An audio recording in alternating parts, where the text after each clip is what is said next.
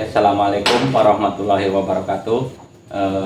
Ketemu lagi bersama saya Iwan Gunawan dan teman saya biasanya Mas Arifin Soleh. Dalam kali ini kita akan membahas topik lah, dalam artian topik kita sehari-hari. Ya Mas Arifin, kita akan berbincang-bincang tentang keseharian kita lah. Soalnya dalam keseharian kita ini banyak macam-macam masalah dan kita bisa sharing-sharing lah untuk bisa belajar sama-sama kan gitu lah. Jadi yang ingin saya sharingkan dengan atas permasalahan-permasalahan kita, khususnya saya lah. Dalam kali ini ingin bertanya atau sharing sama sampean. Dalam kehidupan sehari-hari kita kan banyak sekali masalah yang pelik lah. Dalam artian dalam masalah usaha, rumah tangga gitu loh. Solusi-solusi yang terbaik bagaimana lah Mas? Dalam usaha itu lancar tak gimana kan gitu. Itu khususnya bisa ada solusi-solusi yang bisa diselesaikan lah, walaupun sedikit-sedikit. Cuman di sini saya ngeresponnya susah Mas, karena saya tidak ada spesifiknya. Masalah apa kan ini? Iya. Kalau ngomongin masalah kan terbatas. Iya. Dalam kehidupan kita sehari-hari. Ya minimal apalah yang perlu kita sharingkan kan, apa masalah ekonomi, masalah keluarga, atau minimal ya harus ada spesifikasi dulu. Jadi temu. Jadi spesifikasinya kita yang lebih luas aja ya Mas. Khususnya buat kita lah, masalah ekonomi lah, masalah usaha. Kita kan usaha kayak berjualan atau berniaga. Berniaga itu ada kesulitan. Seandainya kita berjualan itu kok seret kan gitu kan. Jadi kan ada trik-triknya lah, intinya kan kayak gitu.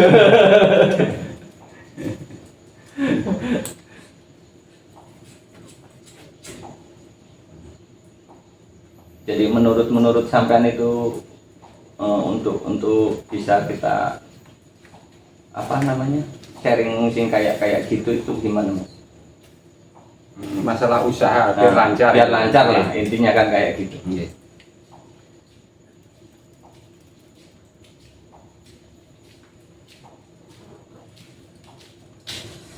Ya paling enggak kalau kita universalkan atau dalam bahasan luas, minimal ada sebuah teori sederhana lah. Satu, sebelum kita membahas usaha tadi, ada teori sederhana. Pertama, berada dulu. Nah, kemudian setelah bersamaan berada, kemudian menginjak menjadi. Kan gitu? Iya. Menjadi, atau dengan menjadi ini sama melakukan sesuatu. Otomatis selanjutnya langkah selanjutnya adalah sama mendapatkan. Minimal ada 3 tahap. Berada dulu, melakukan, setelah berada sama baru melakukan sesuatu, otomatis sampai mendapatkan sesuatu. Jadi ada 3 trik ya Mas ya? Oke. Untuk lebih jelasnya, seandainya sampean ingin jualan sayur misalnya, misalnya jualan sayur, otomatis kategori pertama ini harus sampean laksanakan. Berada. Di mana tepatnya sampean jualan sayur? Umumnya kan di pasar. Iya. Otomatis sampean harus istilahnya punya tempat untuk jualan atau berada dulu dalam lingkungan pasar tadi. Setelah itu baru sampean melakukan, berbuat, jualan sayur tadi, bertindak gitu. Bertindak tadi, sampean jualan sayur, terserah. Di sini kan banyak macamnya sayur. Dan bisa jualan tomat, jualan cabai, jualan timun, macam-macam. Yang terakhir pasti saya mendapatkan dari aktivitas ini tadi. Hasil ya. Ya, mendapatkan hasil dari itu tadi. Jadi untuk kita melaksanakan itu semua kan ada tahapan-tahapan lagi ya Mas ya. Kita kan kepingin lah kalau udah mendapatkan usaha itu kan kita bisa tenang, bisa lancar terus kan gitu kan. Jadi kan ada teori-teori lagi lah untuk bisa sampai ke pembahasan itu tadi Mas. Oke. Makanya kebanyakan orang kan tidak lewat prosedur tadi, berada, kemudian berbuat, kemudian mendapatkan. Kebanyakan masalah yang terjadi atau istilah bahasa yang saya sampaikan tadi, usaha seret itu gimana? Kan langsung ngomongin mendapatkan. Oh, intinya Permasalahan kan yang diomongin mendapatkan. Istilahnya semua orang kebanyakan ingin instan dalam usaha. Misalnya semen melakukan atau ingin jualan sayur, baru 1 hari 2 hari udah kepingin punya hasil. Jadi nggak mau apa berkorban dulu lah intinya apa modal itu tadi ya Mas ya. Oke.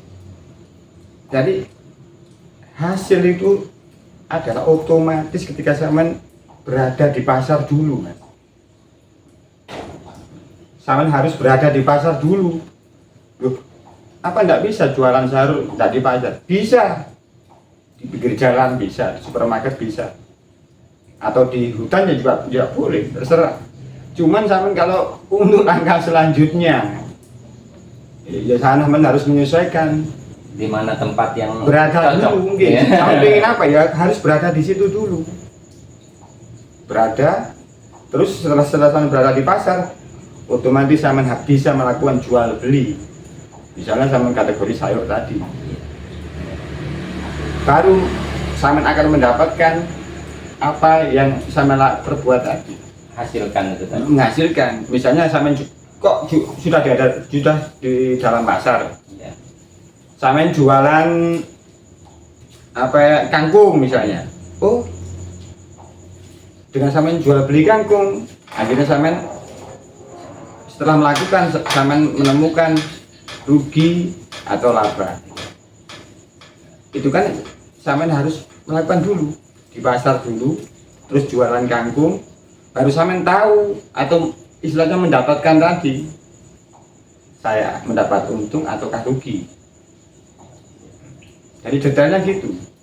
Jadi apakah dari apa sudah kita tahu apa untung ruginya kan gitu Mas? Nggih. Itu kita bisa apa bertindak sesuatu yang lebih lagi lah Mas.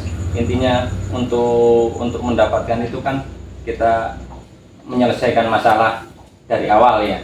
Kita kan harus tiga tahap. Nah, kalau ini sudah ketemu 3 tahap ini, tapi kita masih mengalami kerugian lah, intinya kan kayak gitu. Terus ini solusi yang paling mudah lah. Menurut jenengan gimana nih? Nah, otomatis Saman sudah berada di pasar, Iya. sudah jualan, Nah, ya. tapi masih rugi. Ya. Masih rugi kan, Saman mendapatkan kerugian atau kan laba.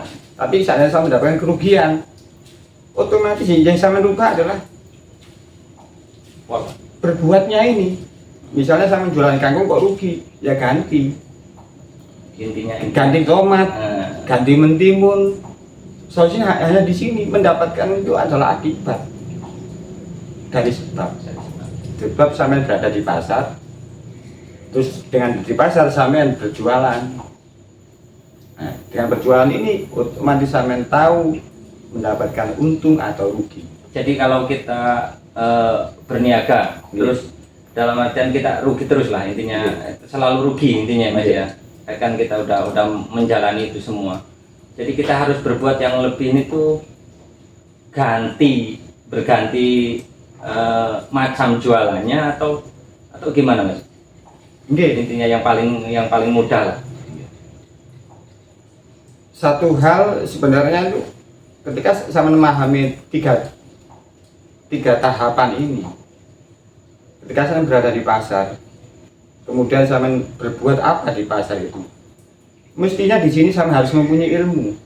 Nah, Misalnya paling untuk mengantisipasi kerugian atau untuk mendapatkan laba atau keuntungan. Juallah atau berbuatlah, berjual belilah yang sama punya ilmunya di situ, Mas. jadi kita harus tetap belajar dulu lah intinya Mas ya. Belajar ilmu yang harus kita perbuat itu tadi. Oke, dan sama harus selalu siap untuk belajar. Harus memahami dulu lah intinya kan kayak gitu. Iya. Nah, seandainya ilmu ini udah menginjak nang ilmu ya Mas. Iya, Ya? iya, iya. Menginjak nang ilmu. Kita sudah ada tempat terus berbuat hasil Iya. kan gitu lah. Lah ini kan kita kan kepingin berinvestasi lah. Ini kan juga permasalahan kan. Iya. Kadang-kadang dapat segini langsung habis, dapat segitu langsung habis kan nggak ada. Iya. Nah, terus ilmunya untuk berinvestasi itu gimana Mas? Cara mudah untuk apa dari permasalahan itu tadi. Oke. Kalau sama ngomongin investasi berarti sama ada surplus atau keuntungan atau laba. Iya, makanya itu. Sama nggak mungkin bisa mengatakan investasi ketika sama mengalami kerugian. Iya. Kalau sama sudah kita membahas usaha sampean berarti mendapatkan hasil atau keuntungan. Loh, apa yang harus sama investasikan? Misalnya kita kategori dari laba uang aja. Iya. Paling mudah dulu lah. Paling mudah. Paling mudah. Dari 100% keuntungan sampean, paling tidak 10% yang harus sampean ambil untuk investasi. Yang lainnya bisa untuk kebutuhan sampean sehari-hari atau untuk mengembangkan sebuah usaha tadi. Soalnya kan banyak permasalahan kan di situ Mas. Kadang-kadang kita sudah berusaha tiga-tiganya udah tercapai, udah bisa sampai ke hasil. Kadang rugi, kadang dapat laba.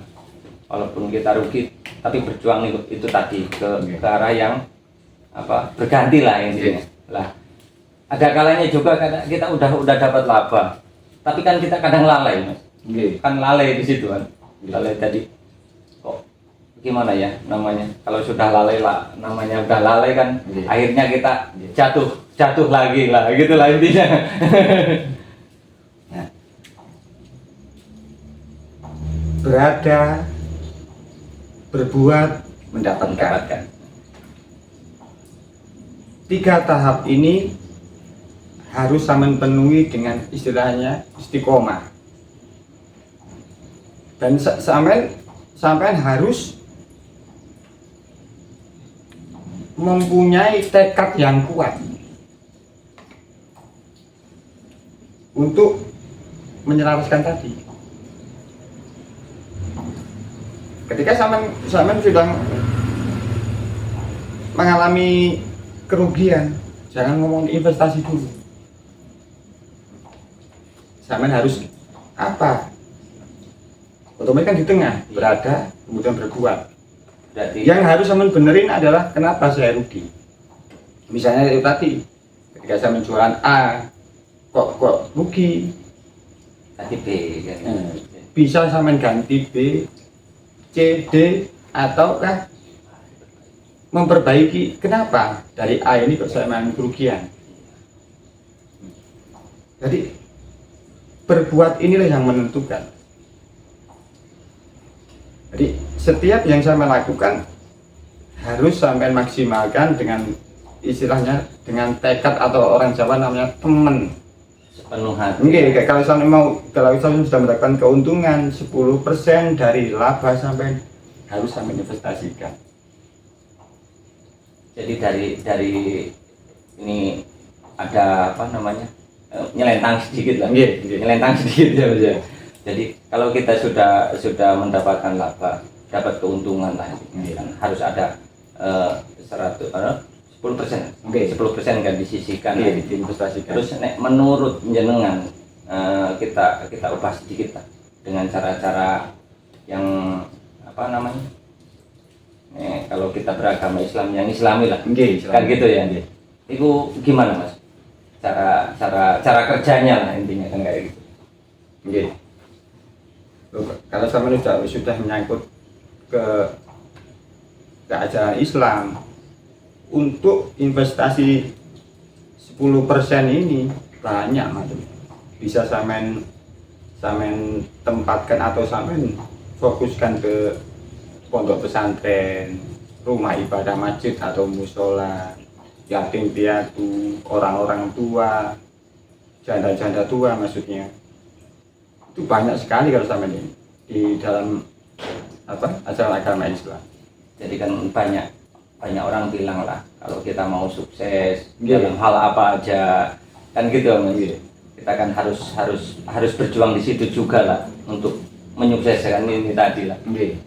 Ya salah satu faktor keberuntungan di situ Mas. Makanya istilahnya bahasa investasi itu bukan hanya sekedar kita nyimpen uang di tabungan atau uang di ATM atau di bank.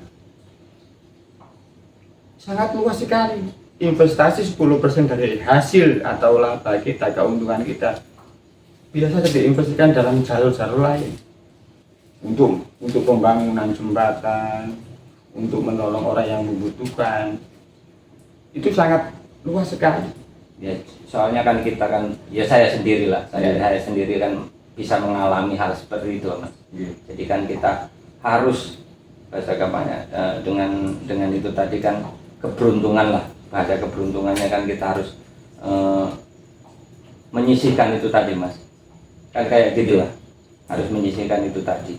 Jadi kadang-kadang kita kan sebagai manusia yang kadang-kadang ada lupanya Mas. Kalau kita sudah berhasil dari awal kita berjuang keras, kita harus istiqomah, terus kita berhasil. Nah di situ kadang kita lupa kan. Padahal keberuntungan itu di situ kan. Kebanyakan ini kan curhatan saya sendiri lah, istilahnya kayak gitu. Karena biar bagaimanapun di dalam penghasilan kita atau rezeki kita pasti ada hak orang-orang yang dititipkan kepada kita, misalnya anak yatim piatu. Kalau enggak kita siapa? Janda-janda tua, pembangunan tempat-tempat ibadah.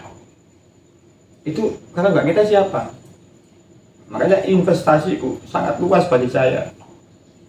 Kalau ahli ekonomi ya mengatakan investasi harus ditabung di bank, dibelikan tanah atau peternakan kan.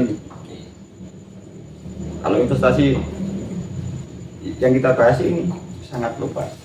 Jadi bisa berbentuk apapun.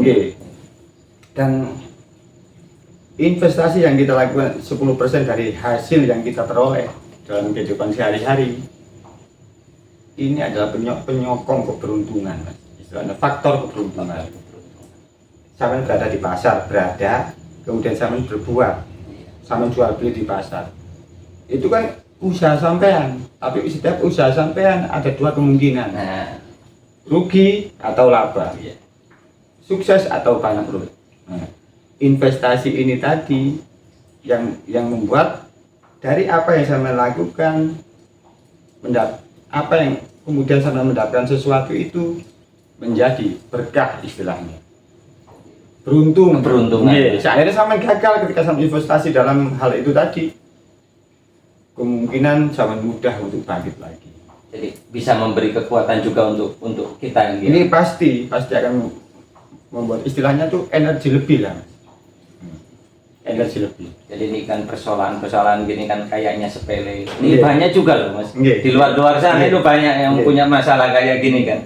Cuman kadang-kadang kita kan kadang kita merasa sendiri kan gitu kan. Jadi gak ada teman, gak ada itu kan kayak gitulah istilahnya. Dan saya mempunyai sudut pandang yang namanya investasi itu tidak harus dari keuntungan laba kita bekerja Mas. Misalnya ketika saya menjalan di jalan ada duri, ada pecahan kaca, itu juga investasi. Ada orang saya jalan di jalan, ada orang bannya bocor kemudian tanya, itu investasi. Jadi dari situ kita juga walaupun kita gak punya modal, gak punya itu. Kalau udah tetap bisa investasi. Dari awal ini udah investasi itu, ya bisa jadi keberuntungan lah. Faktor keberuntungan, gitu. faktor keberuntungan yang tidak bisa dikalkulasi, ini faktor keberuntungan. Jadi ya solusi sedikit lah, kita kan bisa mengerti buat kita sendiri, walaupun kita dalam keadaan jatuh dalam hal usaha, terus dalam permasalahan apa aja kan bisa diambil dari sisi yang lain lah mas, itu kan intinya kayak gitu kan, dari cara pandang yang lain kan gitu kan. Ya, jadi kemungkinan ya sedikit lah ada titik terang, kan gitu mas. Dari kita sharing, kita berbincang-bincang ini, jadi untuk kita yang mengalami permasalahan apa aja dalam kehidupan sehari-hari. Ini khususnya yang saya bicarakan masalah usaha loh mas ya. Kita masalah usaha. Tambahan mas, tambahan. Silakan.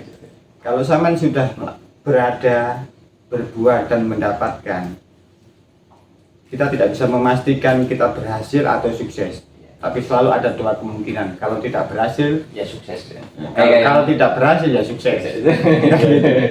Kalau tidak rugi ya laba. Cuman poin di sini yang paling penting adalah seberangkrut apapun sampean, serugi apapun sampean, mau nggak sampean bangkit lagi. Nilainya sebenarnya di sini. Mau bangkit lagi nggak sampean? Karena selagi kita hidup di dunia ini, selagi masih hidup, hancur, lebur, bangkrut atau kesian apapun, kita mempunyai kewajiban sebagai manusia untuk bangkit lagi dan berdiri dan meneruskan kehidupan. Dan jangan lupa tetap berdoa lah. Kita masih punya Tuhan yang kayak gitu. Ya, untuk bincang-bincang kali ini cukup sekian dulu lah. Kemungkinan kita sudah menemukan sedikit titik terang kalau kita ada masalah apapun lah dalam kehidupan sehari-hari, khususnya kita dalam berusaha atau berniaga ini sedikit tadi.